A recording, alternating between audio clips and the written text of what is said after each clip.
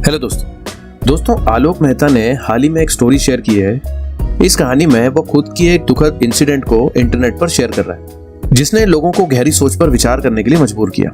आलोक ने इसमें क्लियर लिखा है कि वो और उसकी वाइफ है, वो दिल से एक बेबी प्लान करने का सोच रहे थे, लेकिन वो इसमें सक्सेसफुल नहीं हो पाए। इसके बाद में उन्होंने मेडिकल जांच कराई तो उन्हें पता चला कि उन्हें इनफर्टिलिटी की प्रॉब्लम है, जिसका मतलब ये हुआ कि जो वो सपने देख रहे थे वो हकीकत में पूरे नहीं हो पाते। इसके बाद आलोक बहुत ही परेशान हुआ। अपने दोस्तों के साथ कुछ न कुछ चीजें उन्होंने डिस्कस करी, लेकिन वहां से भी उन्हें उल्टे कमेंट्स सुनने को मिले। ये बातें इतनी कॉमन हो चुकी है कि आजकल मेंस अपनी इस प्रॉब्लम के बारे में किसी से इजीली शेयर भी नहीं कर पा रहे, उन्हें बहुत प्रॉब्लम हो रही है। और अगर ये किसी को पता चल जाए तो सोसाइटी उस पर बहुत दबाव डालती है, जिसके रिजल्ट में वो डिप्रेशन में चले जाते हैं और बहुत सारे लोग दुनिया छोड़कर ही चले जाते हैं। जैसा कि 2015 की एक रिपोर्ट में अर्न एंड यंग ने बताया था कि इंडिया की जो इनफर्टिलिटी रेट है वो 2% है। लेकिन भाई आपको पता है कि अगर हम प्रेजेंट सिचुएशन की बात करें तो 10 मई 2022 को जब दिल्ली की एम्स ने एक स्टडी किया तो हमें पता चला कि इंडिया के कुछ कपल्स इनफर्टिलिटी का सामना कर रहे हैं और उनकी एवरेज जो रेट है वो 10 से 15% के बीच में आ गई है।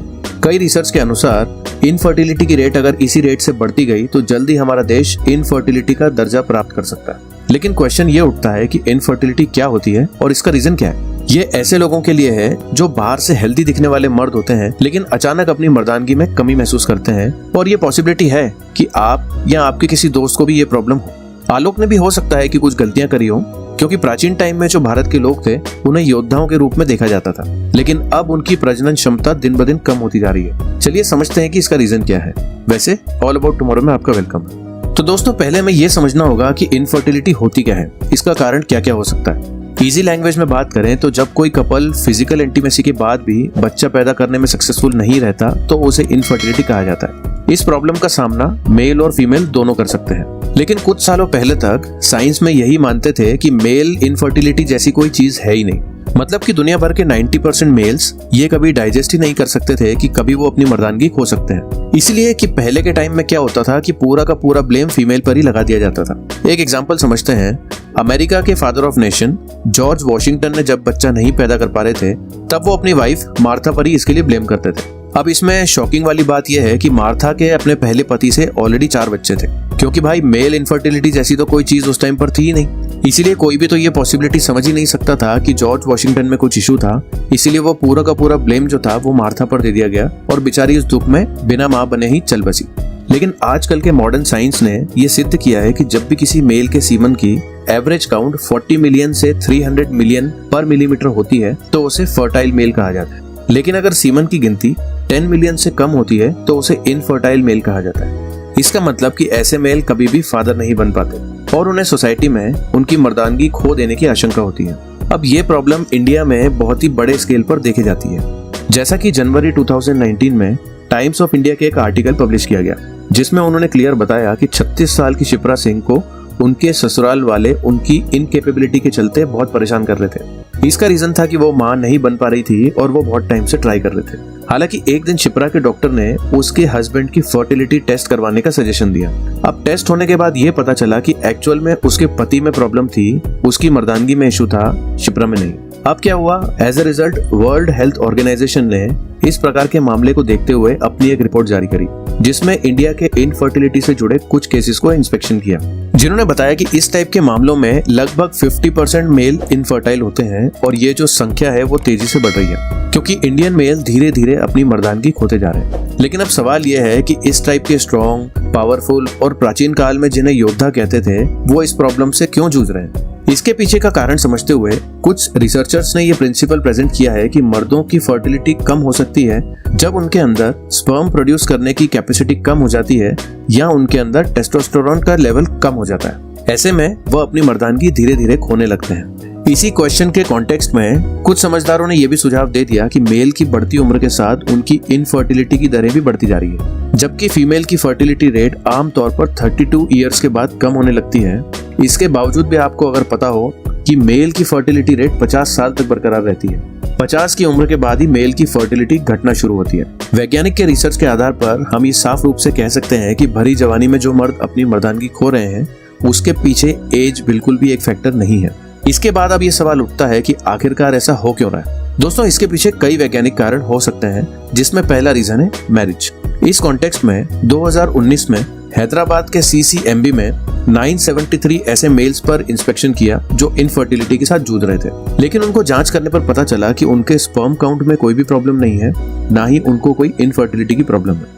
वे अच्छे हट्टे कट्टे नौजवान थे, लेकिन वो फिर भी अपनी मर्दानगी खो चुके थे।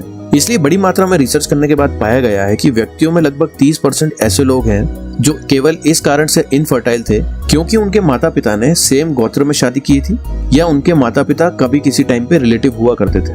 अब आप समझेंगे कि ये मैं कौन सा लॉजिक दे रहा हूँ। आखिरकार गोत्र और कास्ट का हमारी मर्दानगी से कैसे रिलेशन हो सकता है। इसमें रिसर्चर्स ने स्टडी में और डिटेल से समझाया, जैसे कि पुरुष के वाई क्रोमोसोम में एक स्पर्म फैक्टर होता है जो भी पुरुष की फर्टिलिटी को डिसाइड करता है। हालांकि जब किसी मेल के माता पिता एक ही गोत्र में सेम कास्ट में शादी करते हैं तो उनके नए पैदा हुए बच्चों में स्पर्म फैक्टर खुद ही नष्ट हो जाता है, जिससे कि उस मेल को न केवल कई सारे मेंटली बल्कि फिजिकल चैलेंजेस का भी सामना करना पड़ता है। एज ए रिजल्ट उनकी फर्टिलिटी कम हो जाती है। इसलिए इस प्रॉब्लम का सॉल्यूशन ढूंढने के लिए सुप्रीम कोर्ट ने भी इंटरकास्ट मैरिज का सपोर्ट किया है। वहीं इसके पीछे दूसरा कारण है गैजेट्स, जिससे कुछ साइंटिस्ट ने हाल ही में एक्सपेरिमेंट में खोजा है कि उन्होंने एक हेल्दी फर्टाइल स्पर्म को एक जार में बंद किया, जिसे वो फोन के 2.5 सेंटीमीटर दूर रख दिया।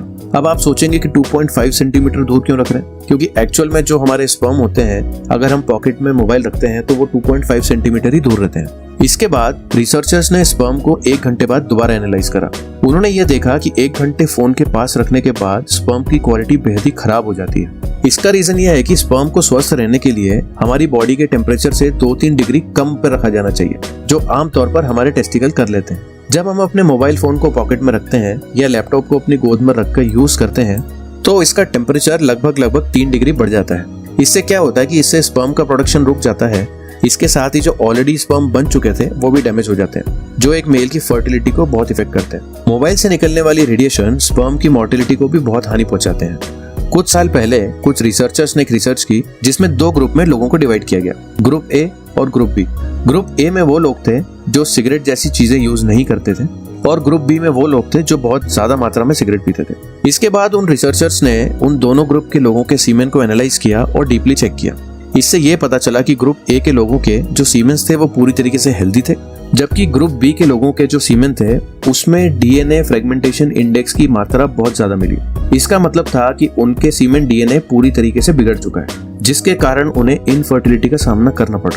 इसलिए दोस्तों अब हमने ये समझ लिया है कि जो इंडियन मेल हैं जो पहले इतने फर्टाइल थे अब उनमें ऐसी प्रॉब्लम क्यों आ रही है। वे आजकल अपने स्ट्रेसफुल लाइफस्टाइल और बुरी आदतों के कारण अचानक अपनी मर्दानगी खो रहे हैं। अब सवाल यह है कि इसका सॉल्यूशन क्या हो सकता है। हम अपनी एनर्जी को वापस पुनर्जीवित कैसे कर सकते हैं। अब इस टॉपिक पर साइंस में और स्पिरिचुअलिटी में दोनों अलग अलग एंगल है। एक तरफ साइंस कहता है कि हम अपने टेस्टोस्टेरोन को बढ़ाने के लिए exercise, proper food, proper rest करना चाहिए, जिससे हम ज्यादा टाइम तक फर्टाइल रह सकते हैं। दूसरी ओर हमारे एंशिएंट हिंदू ग्रंथों में इनफर्टिलिटी को जड़ से खत्म करने के लिए ब्रह्मचर्य का पालन करने की सलाह दी है। जिन्हें नहीं पता कि ब्रह्मचर्य क्या होता है, कि वो भी एक प्रक्रिया है जिसमें आप अपने सीमेन को बिना वेस्ट किए अपनी बॉडी में लंबे टाइम तक रखते हैं ताकि आप अपनी कमजोरी को पुनर्जीवित कर सकें। कुछ सालों पहले एक रिसर्च किया गया जिसमें कुछ लोगों के सीमेन का एनालिसिस किया गया जिनके सीमेन डिफेक्टिव थे। उन्हें 4 दिन से लेकर 7 दिन तक विशेष रूप से ब्रह्मचर्य का पालन करने के लिए कहा गया था और कुछ दिनों बाद ही उनके सीमेन को दोबारा एनालाइज किया गया। तो रिसर्चर्स ये देख के चौंक गए कि उनका जो पहले सीमेन काउंट लो था और बहुत सारी प्रॉब्लम फेस कर रहे थे इसी से रिलेटेड, उनकी सारी समस्याएं धीरे धीरे सॉल्व होने लगी। तो दोस्तों ऑल अबाउट टुमारो की तरफ से आपको ये सजेशन दिया जाता है कि अपनी लाइफस्टाइल को हेल्दी बनाएं, एक्सरसाइज करें, अच्छी डाइट फॉलो करें और अपने सीमेन रिटेंशन पे ध्यान दें। कमेंट करके बताएं कि ये वीडियो आपको कैसा लगा। आपकी तरफ से कोई सजेशन हो तो कमेंट बॉक्स में जरूर बताएं। चैनल को सब्सक्राइब करें। आपसे मिलता हूं अगले वीडियो में। Bye bye.